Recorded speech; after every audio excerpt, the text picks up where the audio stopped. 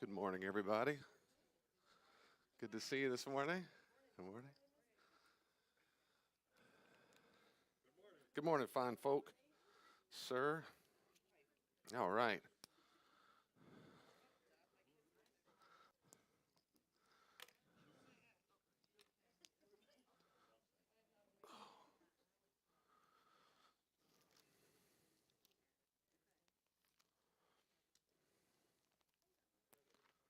Where are we at? Romans 8.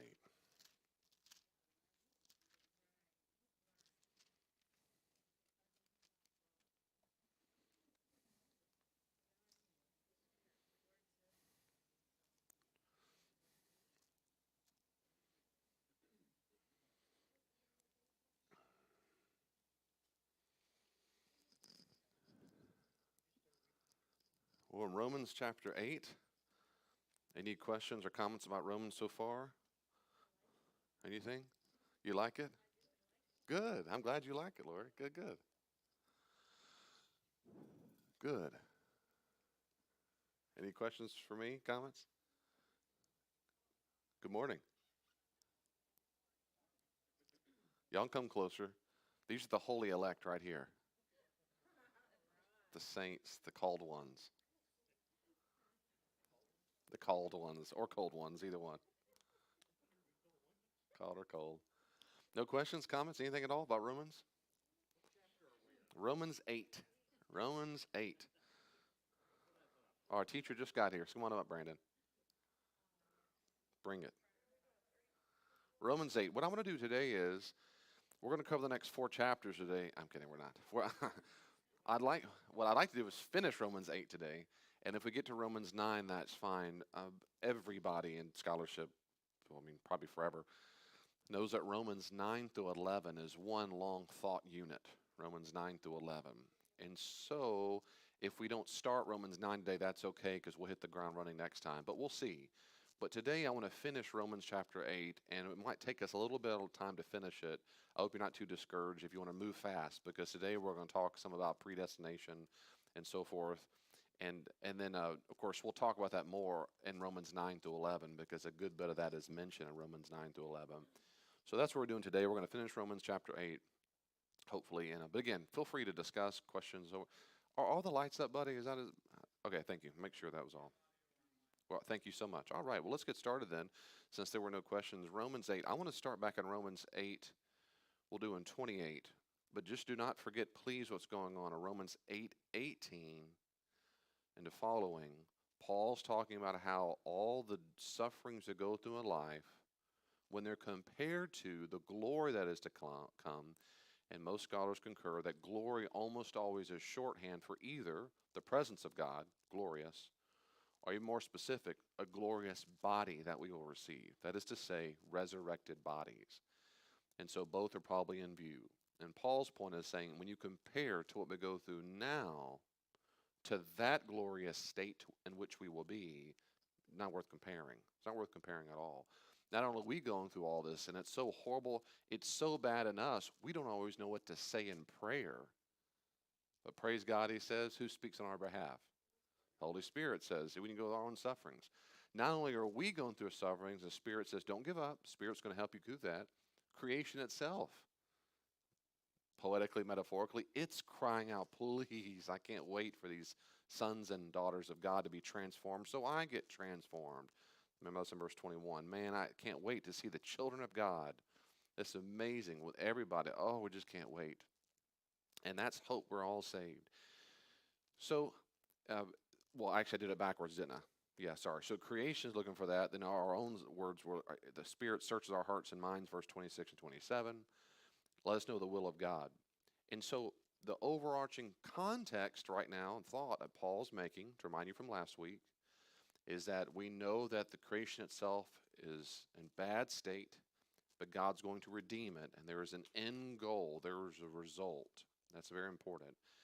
And he's trying to encourage the Christians who are going through that. In fact, in about 10 years from this letter, many of them will be killed under Nero for being a Christian. So this is not in the abstract. Then he says in verse 28, because we know that it's you can say with all things, in all things, God, for those who love God, and those who love God, not those whom He has chosen before the foundation of the earth and going to heaven, but those ones who love God, He works with everything or in everything, and He works toward good. Those who are according to His purpose. And it's my view, and this is common, my view is that Paul uses many ways to describe what we call a Christian community. Many different ways. Those called to his purpose. And it's not even his purpose. Technically, it's in the Greek, it's not his purpose. It literally says in Greek, those who are called according to purpose or choice. So throughout the history of the church, some scholars have argued, early church fathers said they mean according to our choice. Others said no, according to God's choice. There is no his there. So if your translation says his choice, you might want to put that in brackets because it's not there in the Greek. Who are called according to choice or purpose. The question is whose choice? But Paul doesn't answer that question. Because Paul's point, it seems to me, is that Christians, believers, those who have faith in God, those who love God, different ways of saying it, God uses everything, particularly the sufferings through which they go, to work toward the goal of resurrection bodies. That's the redemption of our bodies. That the big picture is He can work with all things to get to that end result, that end goal. And so I said that last week. It's very important to understand what Paul cannot have in mind is that good means pleasure. It can't mean that. Or Paul is a crazy person. Or, he's nonsense because Paul did not have pleasure on life all the time. He didn't. And you read 2 Corinthians 4, you know the places where Paul, it's just, he went through horrible hell on earth. It cannot mean God will make sure everything turns out all right. And that's what most people think the verse means. Everything will turn out all right. But I'm convinced that's not what he means whatsoever. This is a bigger picture than that. He means as creation itself is moaning for redemption of the children of God at the end of time, the end result, the finish line, He uses all that the sufferings that go through life. He'll make sure at the end of it all, it's going to work, as it were. At the end of it all. And then in that same context, he says, verse 29, for those whom He foreknew, He also predestined. And you can say predestined, it's fine. To be conformed to the image of His Son, in order that, or so that, He might be the firstborn among many brethren. And those whom He predestined, He also called. Those He called, He justified. Those whom He justified, He also glorified. And that's all in the aorist. You might say the past tense. And there's ways to interpret that. Now, let me say, can I say a few words about that? Maybe more than a few words. Okay. This idea here, of course, those whom He foreknew, He predestined. And what about predestination? Now, there are a few passages that are the standard text to which people go to talk about predestination. If you don't know this, and that's okay if you don't, I want everybody to be safe for sure, Christians have disagreed for a long time on exactly what God knows ahead of time and what God causes. So you might say so Christians have disagreed on the nature in which God is sovereign, the degree to which God exercises His sovereignty, how He does it. So Christians have always agreed God is sovereign. They've disagreed on the nature of that sovereignty. What does it mean? So, for example, some might say if David is sovereign over his children. Some might say, okay, then what does that mean?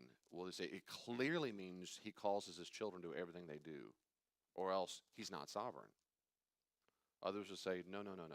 It just means He can use whatever His children do to make sure they're going to leave on time. Eventually, they're going to have the end result that they want. But He lets the children decide, have all kinds of freedom. So they go back and forth in the extreme versions. One whole tradition that came out of the early church of these understandings of God's sovereignty and is particularly from a guy named Augustine, who lived in the 4th century, who was a genius, was a great guy. But people who follow after Augustine and his ilk, that tradition in Christianity, leads all the way, of course, to Luther and then Calvin. Or Jean Calvin was a French lawyer in Switzerland, and a smart guy. In his 20s, wrote a gigantic work. and a Calvin and a Calvinist to this day, and they'll call themselves Reformed tradition. They all have their roots in one trans tradition all the way back, particularly to Augustine. But outside Augustine, there are other church fathers and church scholars, and they're long traditions. And it's a very complex intersection web of theological views.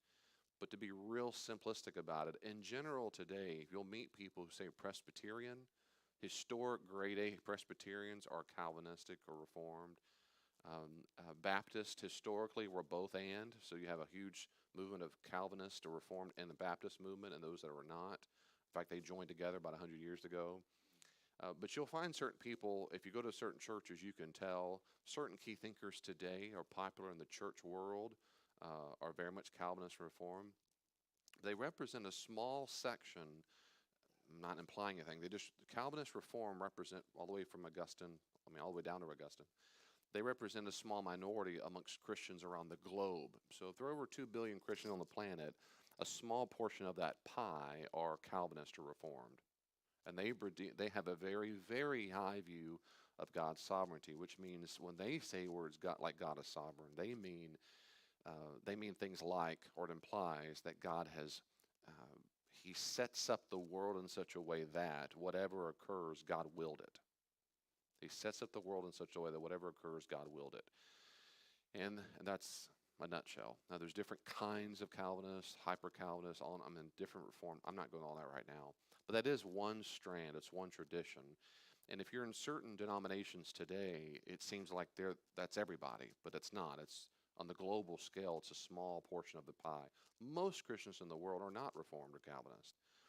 But in North America, they're real popular, particularly in the South. Unless you're in New England, and you got a lot of Presbyterians there. And so they make it so if you heard popular names today like John Piper, you ever heard John Piper's name before? John Piper is a well-known Calvinist Reform. Who's some other peeps I'm thinking on top of my head? John Piper and MacArthur. John MacArthur is a Calvinist Reform. Who's the young guy? So there's several people now that they have big, large. The bill at Matt Chandler, right? Chandler's a Calvinist Reform guy. And so these guys make a lot of the public speaking routes. They'll go to big church conferences, and they'll be like the big speakers. And so you'll hear a lot of the same vocabulary from them: sovereignty, glory, glory, glory, glory. Bring us God glory, bring us God glory. So that's one view. So what happens though is, that's just the way it is in the world. They're popular. So then people who disagree with them have all kinds of different views as well, and that's all well and good. And you can read an enormous amount of books. I used to, about roughly every year for probably 10 or plus years, I used to go back and revisit the same Calvinism versus non-Calvinism debate and make sure I think is correct. And eventually I just stopped doing it because I've read so many books on it now and come to my conclusion. So that to say, that's one thing that's going on.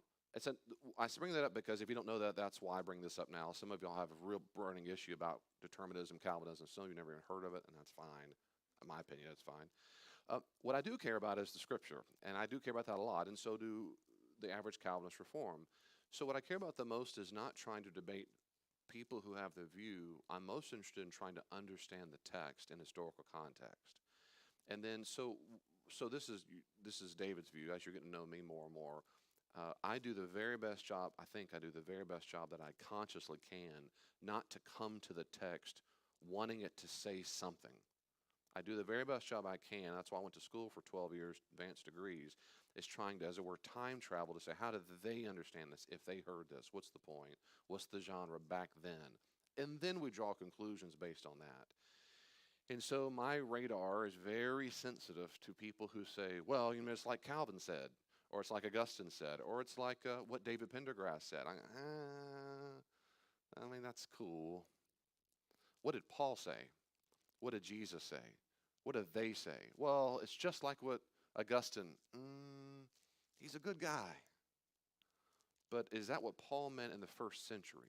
Is that what the Greek, Augustine's quoting from the Latin Vulgate. Great, that's great. But Paul didn't write in Latin, he wrote in Greek. So let's understand what the Greek meant. I want to go back to the text. So having said that, I'm just putting all my cards on the table. That's my goal. That's just my goal. And so because of that, it means that I don't start with the presupposition I've got to find myself in a camp. Camps make me, I'm already automatically suspicious of camps. It feels like I'm bringing a whole camp with me to lenses, and I don't want those lenses. So the second thing I'd say is, because of that, in my humble opinion, because people very often come to the text with camps in mind, I think they often misread the text. That's my opinion. I think they very often misread the text because they have come to the text with an assumption that however I read it, whatever my interpretation is, it must concur with the camp in which I belong. And so I've got to belong with the sheep, as it were, to a degree. I've got to. Whatever the conclusion is, it's got to be with a view I already have. And I respect that to a degree. If you come from a background where everybody you respect and your teachers and your Chandlers and John Piper's, I was at John Piper's church not long ago, in Minneapolis, and I appreciate. I mean, people love Jesus and do great things for the world and kingdom. And you really look up to a person, you go, but that's what they believe, and I can't, and I get that. There's an emotional tie there. I just don't find that persuasive. I just don't live that way. I'd rather be out of the flock, but follow my conscience and go, I don't think that's what he meant back then, than I would follow the camp. So because of that, I think there are times that people misread the text, and they probably say that about me. You have a camp, you don't know what it is, but you do. Okay, but consciously, I sure don't. My camp is this. So my first is it's real. Two is that I think it misread the text. Okay, having said that, third, and this is where I go into the text here is, so then because of that, it means I personally do not have a problem with some things not making perfect sense to me. And a lot of people in my ministry, pastoral ministry, that bothers them a lot. Things have to have a nice bow on them. I used to have a guy who used to mentor and disciple as a youth pastor, and he used to come, well, what about, he didn't know much about anything. He was going through his master's, and I was helping him and with papers and whatnot, and he'd come, and we'd spend hours, and I really enjoyed it. But he'd say, well, what about end times? What about this? What about this? And I would do these little mini lectures. And one time I must have been like the 10th, 12th time he came to my office, he's sitting there, what about blah, blah? And I go, well, there's 3 major views. Well, there's 4 major views. There's 2, you know how I do. And he goes, which one's the right one? And he was mad. I went, and he kind of smiled, but he really was frustrated. Which one is the right one? And I said, Mackie, depends on which one you find most persuasive. Wow. I'm just telling you, these are the 3 in Christianity. There are different camps and there are different traditions, and so they make their arguments. And if you're asking what I find persuasive, here's the one I find persuasive, and here's why. Here's my evidence for it. Here's what I find persuasive. But you have to decide that. So he did. He got more and more. You go, okay, this is. So because of that, however, made him. Some of you might. I've always said that story. I've said it for years because it really happened, maybe 10, 12, 15 years ago, and but a lot of people find the same frustration. Ooh! And so I have more tolerance to go, yep, there's 2 different views of creation in Genesis. There's different ways of understanding God's sovereignty. There's different ways of understanding this in the text. And so since I have such a high view of the authority of the text, I want to hear what the authority of the text says. I want the text to speak to me. And that might mean it's not bite-sized or easy. And I met people years ago, David, I don't like that. Okay, I mean, I appreciate that you don't like it. It's just that when I interpret the text, honestly, sweetly, I'm not doing this to make sure you like it. So that might upset you, and I'm sorry, I guess. I really am, but because I don't fit in a camp nicely, I don't think I do, and because I'm not trying to make it all fit, I'm trying to understand the ancient context. I don't have solid answers on everything. I've said that. I'll always say that in sermons. Sometimes I'm like, I'm not. Today in the sermon, we talk about salt. We're just not exactly sure. So here's one of the things where, okay, so there's my preemptive. So let me say this and we'll move into, get on with it. I'm not a Calvinist. I'm not a Calvinist, not a Reform at all. I've read the literature for years and years. I've read their arguments. I think some of their best representatives. And I do not find it persuasive because it goes back to the text. I think they're misreading the text. I appreciate what their view is. They're Christians and so forth. So when I go to the text, I think of this, for example, when he says things like in verse 29, those whom he foreknew, he predestined and conformed. So the first thing I do is always say it in context. We start in context, and that is so far what Paul's talking about, as we've said, is that God can work through suffering in the world so that there's resurrection. He works through that, no doubt about that. But then I go, okay, when he says things like foreknew, predestined, he predestined, he called, he justified, he glorified. Later on in chapters 9 through 11, he'll talk about election. When I look at those terms, this is what you do in historical context. You say, okay, election, call, set apart is a good translation for that. Set apart, chosen. They can all be translated the same. When you go back in the Old Testament, they're almost always used in there's one of two ways, and one way is the most common. That is when they talk about Israel.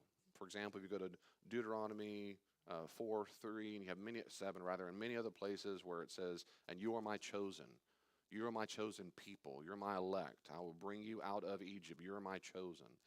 And so in the Old Testament, and I can instances of that, where God's in the Old Testament, where God speaks of His people, a people group, Israel, Yitzrael, as His chosen elect. What does that mean? It's a group. Elect or chosen means a portion of a larger whole. That's it, just a portion of a larger whole. The chosen, the select, the elect, a group. And so that's the dominant way it's used in the Old Testament. And you can look up tons of references. The other way it's used, sometimes it's used for individuals. For example, Jeremiah is called out. Moses is called out. They're chosen for certain purposes. But in both instances, both in corporate Israel and individuals, every single time, almost every single time, maybe every time, in my interpretation, it has nothing to do with heaven and hell. I mean, ancient Jews, if you don't know this, in the Old Testament don't have a concept of heaven and hell. There's no hell in the Old Testament. They think everybody dies and goes to the same place, Sheol. And so there can't be an issue of salvation going to heaven or escaping hell. Instead, God elects certain people to be used for His purposes. To be used, and what is in the Old Testament? Well, He wants to use Israel, pluck them out of all the people groups on the planet, so that the world might know who God is. To use Isaiah's vocabulary, they'd be a light to the nations. He doesn't choose them so they all go to heaven. That never appears anywhere in the Old Testament. I choose you, and everyone else I've already chosen to go to hell. That's nowhere in the Old Testament. He chooses this people group to be called for His people, to be a light to the world. Well, that matters to me. That's how it's always used, if not almost always. What about in Romans, when Paul used the vocabulary? Again, Paul's a Jew, so he knows his Old Testament. In Romans 1:1, Paul was set apart to be an apostle. He was chosen, set apart, same word, to be an apostle. He didn't say to go to heaven or escape from hell. He means to be used to be an apostle. In fact, in the same verse, Jesus Christ was set apart, designated as the Son of God at the resurrection. I don't think Jesus was saved. I don't think He was spared hell. He was set apart, designated Son of God at the resurrection. We have many other times throughout the New Testament and Paul's own letters where to be set aside or chosen means to be called for a particular purpose. So it seems to me that at minimum, when I come to these texts, I should not be thinking heaven, hell. I should not be thinking individuals. I should be thinking groups, group identity, and I should be thinking basically used for God's will. And if you assume that based on the Old Testament usage and Paul's own context, in my opinion, it works really, really well. And I find that the most persuasive. Let me say one more thing about that, about elect and chosenness in a group. Again, we'll talk about this as well in Romans 9-11. But Jews saw themselves not only as elect, chosen group from a group of people, the planet. The early Christians, who were Jews, used the same vocabulary to talk about themselves. Now we're an elect, chosen group amongst all the Jews. Now why is that? Because of Jesus. So they were a small portion of the pie of the planet. Now we're a smaller piece of the pie of those Jews. They go back to use the same vocabulary. So Christians saw themselves as God's special people, His chosen, His elect among the Jews. This is all through the New Testament. I wrote down 1 Thessalonians 1:4, 1 Corinthians 1:27-28, Ephesians 1:4, James 2:5, all through. That we become God's elect. So it seems to me, and many scholars say the same, if not most of them say the same thing, when Paul uses words like those who love God, holy ones or saints, called, elect, he all means the church. These are all ways of saying the same thing. The group of people, the church. All of them do. So, put all this together one more time. The Old Testament uses it for a corporate group almost always. And even when they use individuals, it's not about heaven and hell. It's about the group and the individual for purposes of God. So it's corporate. 2, it's for God's purposes, not for not salvation, God's purposes. Like, I'm going to use you for something. 3, Christians borrow language of chosen selection to talk about themselves. And then 4th, Paul, even in Romans, emphasizes repeatedly that they have to have faith. Remember Romans 4? Abraham had faith, trusted, and it was credited to him as righteousness. Therefore, we have to have that. Romans 5. Romans 8, he just said, for those that love God, not those that are predetermined to go to heaven, those that love God. Well, we all know love is free. So we have in Paul's own book, and we'll say this later on in Romans 10, 8 to 15, just because a group of Jews can be elect and chosen does not mean individual Jews in the group can't say, I'm out of here. He'll say that explicitly. So when I put all these things together, it seems to me this has nothing to do with predestination in the typical Calvinistic Augustinian sense of God predetermines certain people before they're born to go to hell, and he predetermines before they're born certain people to go to heaven. I just don't think that's Paul's point whatsoever. I don't. I like how Ben Witherton says it. God always had a plan to get believers to the finish line. And it seems to me that's exactly what Paul's point is, that in the big picture, he works with all things to get believers to the finish, to good. What is that good? Of course, the resurrected body, redemption of our bodies. Or to say it this way, when he says, those whom he foreknew, he also predestined. You can say predestined, that's a good, again, predestined, which means the destiny has already been set. The destiny. Not their belief has already been set, but their destiny. That is what? What exactly has been predestined? What's the destiny? What's the finish line, according to Paul? What is it? But he says right here, particularly, right, he's saying in Romans, what does he say in verse 29? To the image of Christ. And that almost certainly means a resurrected body. That's right. So that's right. I think that means the same thing. So to be conformed to the image of Christ means, of course, eventually to be just like him in a glorified, resurrected body. That God knew ahead of time what his plans were for the church. And what his plans were for the church was to be like Jesus in his resurrected state. And he's trying to encourage the Roman Christians, be encouraged. I know you're going through enormous suffering. The suffering can be so bad you don't know what to pray. And creation itself is moaning. Don't give up. God uses all these things you're going through to the eventual good of being just like the resurrected Jesus.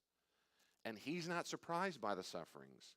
He's not surprised by the finish line. He designed it ahead of time that all of his believers, all of his people, would make it to be a finish line redemptive body a certain way. And he can use everything that we go through, particularly in sufferings, to accomplish that end result.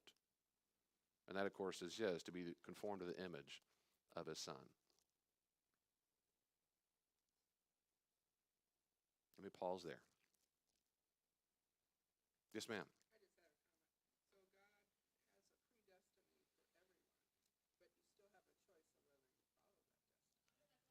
So God has a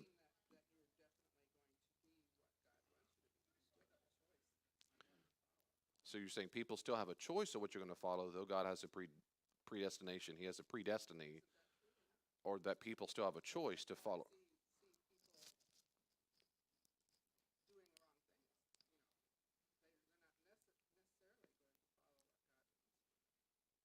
And that people aren't necessarily going to follow what God wants for them. Yeah, I believe that's Paul's view, what you just stated.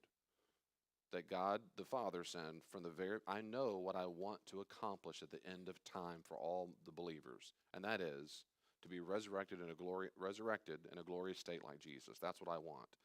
Does that mean every single person will make it to that state? Paul does not believe every person. We'll say that in Romans 10 explicitly. That's why he says, to those who love God, like Jesus, bring up Jesus, I have to, it's church. Mark 13, for those who endure to the end will be saved. To those who endure to the end. Now, that's right, so I agree with that. This has nothing to do with making a person go to heaven. This is about God, Paul encouraging the Romans that God has a finish line. And that he's working, that don't give up. Don't give up, and that's the key. That's encouragement is don't give up. Your suffering is not the end of the story. That's not the end of the book. That stunk. That's a tragedy. The final chapter is resurrected body. And that's the destiny of the church. Yes.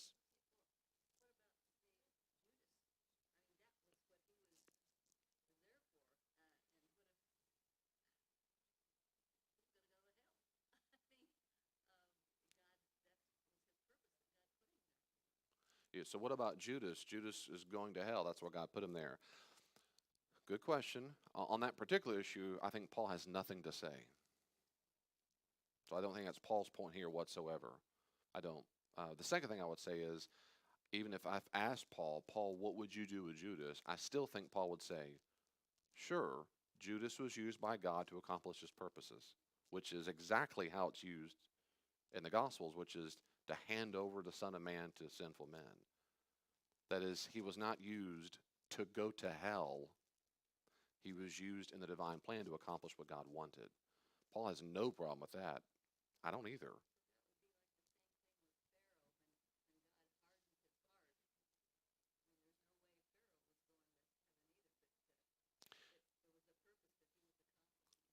So just like with Pharaoh and hardened heart, that's right. And we'll talk about that a lot when Paul mentions Pharaoh. It's exactly right. Pharaoh, it does not say Pharaoh went to hell or God chose him to go to heaven. There's no concept of that in the Old Testament. Pharaoh was used by God to accomplish a particular task or job. That's right. That's biblical all day long. Jeremiah was called to be a prophet. Isaiah was called to be a prophet. Amos was called. I'm not a prophet nor the son of a prophet. You are now. I'm calling you to get a job done. And so election is always used to get a job done. You're going to be a light to the nations, Israel. Doesn't mean every single Israelite is a light bulb. No. We see that all through the text. Israel's called to be a light. Yeah, they are. Sure. Yeah, that's right. So I do agree. So what would Judas? I think it'd say, sure, Judas was used by God to accomplish his purposes. Yep. Mm-hmm. Yep. But has nothing to do with heaven or hell. Am I reading? I think Paul would say that. If not, I'll ask him when I get there. Yes, ma'am.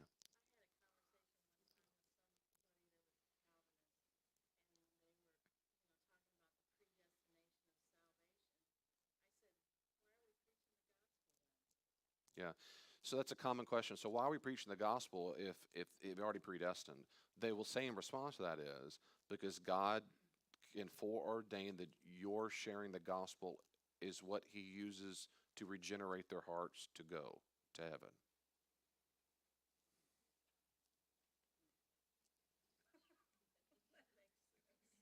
That's what they would say. That's what they'd say. It's fair enough, right? I mean, that's what they would say. Yeah, that is what they'd say. So you have to do it because you don't know who the elect are, and God could use your sharing your evangelization to activate the faith in that elect that God has already predetermined. Um, yeah, I mean that's possible. I think that's silly, but it's possible. I think that's completely silly. I think Jesus did not ever say, "For God so loved the elect that He sent His own Son." I don't find that anywhere in the text. Jesus goes around and says, "I demand everyone. If whoever wants to be out to come after me," He did not say, "If the elect are out there and can hear me, pick up your cross and follow me." That's not. I can go on and all day long. I think that view not only is not biblical, I think it makes the entire gospel a silly charade. The whole thing is a silly charade because I could not have helped but sin because He caused it, and I'm still to blame for it, even though He caused it, which makes no sense logically or morally or philosophically. None. And the whole message of Jesus of repentance, it's silly. I can't repent. He has to do it through me. But it's His fault in the first place why I'm sinning. Well, it's the good news that He saved me. He didn't save me from anything. Everything we're doing is His marionette thing, everything from beginning to end on that view. I find that just, I think the whole biblical, and my humble, I shouldn't, my view, I don't have a microphone, but my view is if that's true, I'm not going to be a Christian. I think it's the silliest, dumb, it makes everything a silly charade, and this whole thing becomes dumb to me. It means He's the author of sin. Eventually, at least He's culpable for it. And yet He's praising Himself for saving us for something He caused. That's the dumbest thing I've ever heard. I'm sorry, I get work. I'm sorry. Shh. I won't tell you how I really feel. I'm trying to be as judicious as possible. Um, I've had I think, great conversations with Calvinist brethren and sistren. I have. I have. Help me understand, what do you do with these logical, philosophical, moral problems and exegetical problems? Help me see it, because I don't want to be mistaken. I don't. I want, this is about the nature of God. There's nothing more important. So please help me get it right, sister and brother. I have had good talks. And I've tried hard, and it always comes down to, in my conversations, which is limited, it has always come down to, at the end of the day, well, I just know I wasn't looking for him and he came and saved me. Oh, okay. Okay. I mean, I would not draw a conclusion from that to say, therefore, everyone's always sent to heaven or hell. I just, never mind. If that's it, okay. I don't find that persuasive. So, thank you. That's a good question, but that's what they would say in response. There's some good books on Calvinism. You can go read them. Good meaning they'll say stuff. Yeah.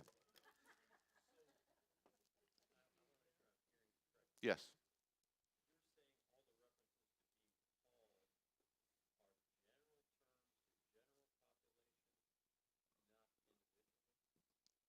So, me to clarify, when I say called, called to general people, not to individuals.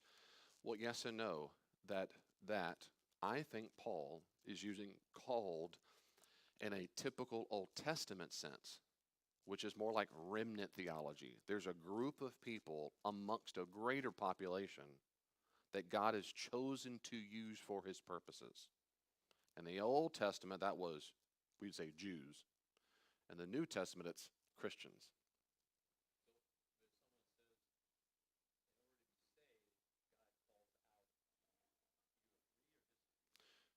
So if someone says, say it one more time for me. I'm repeating it online, they can hear this. Hmm. Okay. Okay.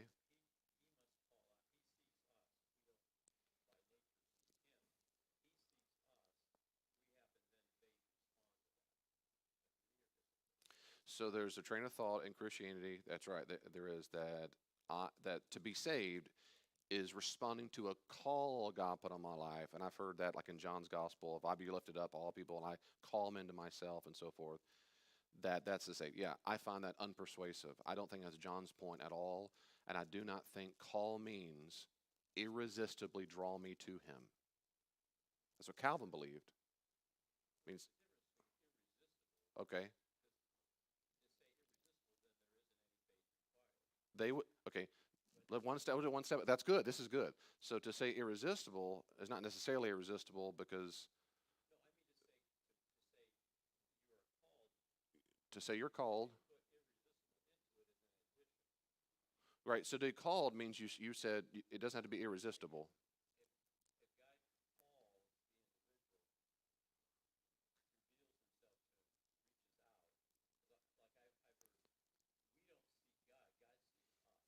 Okay, we don't seek God; God seeks us.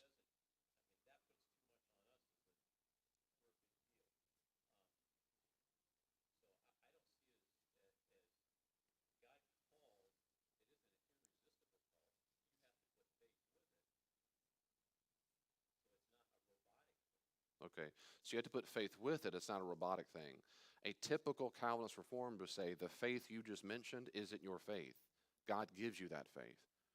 That nothing about you. So that in that sense, that's what. Okay.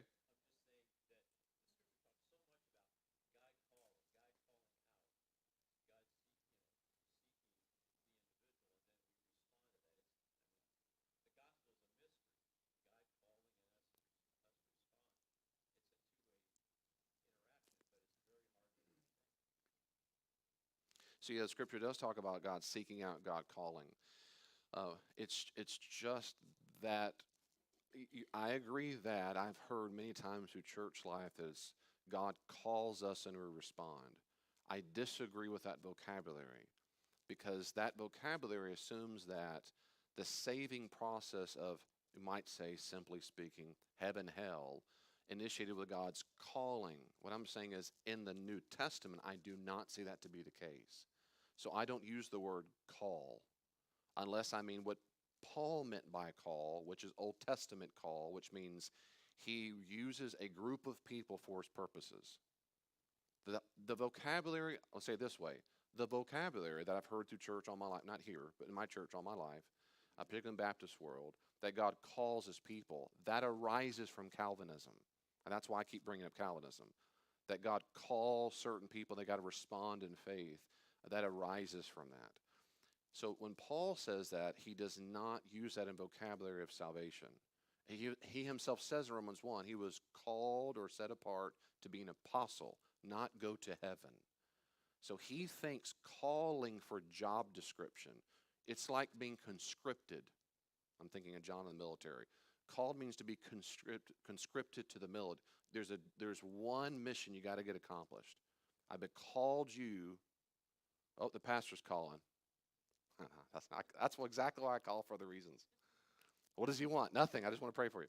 But that's so if someone called, John calls me, he needs me to do something. He's not calling me saying you go to heaven. And that's how my reading of the New Testament.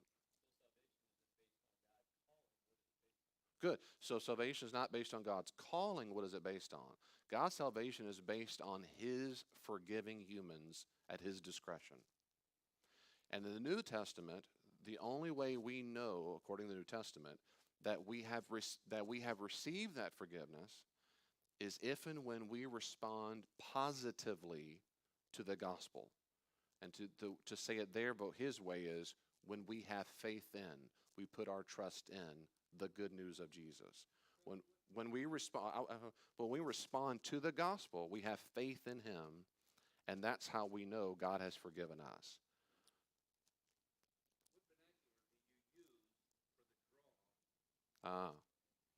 What vernacular do I use for the draw? I, I just don't use vocabulary for the draw. That's a good question. I'm thinking for a second. It's because I just don't use words for the draw. I don't think I do. My own view is when I read the scriptures, New Testament in particular, I'm focusing on that from the Christian side. I do think God works in people's minds and hearts. I mean, I can go through examples where I think he works through people. But it's interesting to me that, for example, in Romans 1 and 2, when Paul talks about the non-Christian, he's talking about their conscience. Their conscience tells them whether or not they have the moral law written on their heart. It doesn't say God's drawing them or God calls them. He's saying I call it the moral law in my heart. That is to say, I think all human beings have the capacity to apprehend God to some degree already. Like it's built into the system. But that has nothing to do with responding positively to the gospel. It just means that I've got to take that step. So does that mean, that's my view. So yeah, I have that capacity to go, something in it is, I feel guilty when I do that. Or the moral law, I'd say, ooh, why is that? Because God's already doing that. Now some say, no, that's God, as it were, out there drawing a dirty, rotten sinner. Okay. My own view is, no, it's inside the human soul, that we're designed for that. Much like my throat gets thirsty. Did God cause it to be dry? Maybe. Or the throat's designed that it needs something to drink. And that's how it fills the soul for me. So I usually don't use vocabulary of drawing. I don't, but maybe I'm wrong to do it. I never think of it that way. I do think God works through people. I think he can work in their life very much. I just think that when I go to the vocabulary words of elect or chosen or call, it's about a job to get done, not the individual person coming for salvation. I'm not saying God doesn't do that or can't do that. I'm being very specific. I'm saying when that vocabulary is used in Paul's vocabulary, I don't think it's what he means. You see how those are different? I'm trying to be specific on what he's saying, not so much my own personal beliefs. I don't think that's Paul's point. I think that, yes, ma'am? Did you not? I thought Sharon had.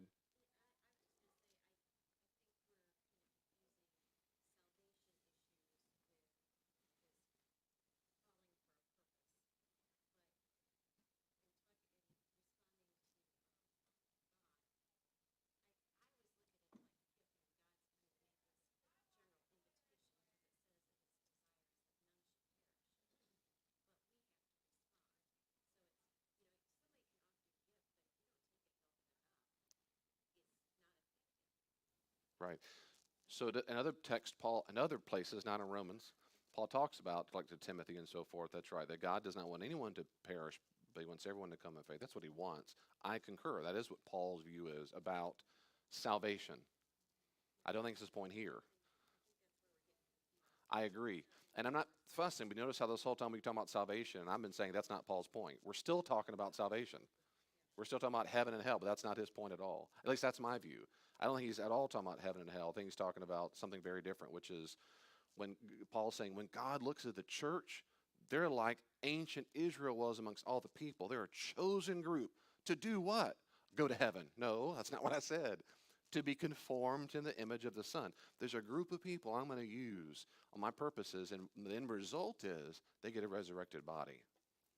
But I think Paul has nothing to say right now at all about individuals going to heaven or hell. And I think that vocabulary has become very confusing. I completely agree. I think it's been confused. My humble opinion is it has been confusing for a long time because of people like Calvin and Augustine. I think they have taken us so far off track. When we go back to read Paul, we have to uncloud a lot of vocabulary words. So to answer quickly, we'll move on.